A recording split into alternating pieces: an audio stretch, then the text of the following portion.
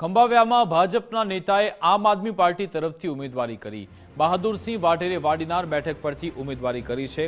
આમ આદમી પાર્ટી તરફથી ઉમેદવારી નોંધાવતા જિલ્લામાં માહોલ ગરમાયો। હવે રાજકારણમાં નવા સમીકરણ ઊભા થયા છે તેવું કહ્યું બહાદુરસિંહે। ખંભાળિયા તાલુકા પંચાયતના પૂર્વ પ્રમુખ પણ તે રહી ચૂક્યા છે।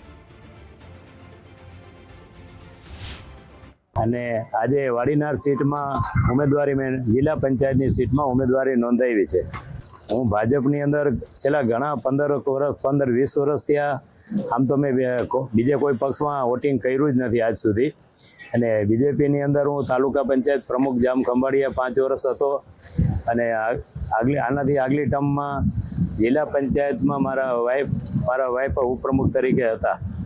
આપમાં ઉમેદવારી નોંધાવવાનું કારણ એક જ કે બીજેપીની અંદર મેં એવું સાંભળ્યું હતું કે ભાઈ 60 વર્ષની ઉંમર થઈ જાય તો એમાં ટિકિટ નહીં આપે, એના કારણે મેં આપમાં નોંધાવી છે ઉમેદવારી।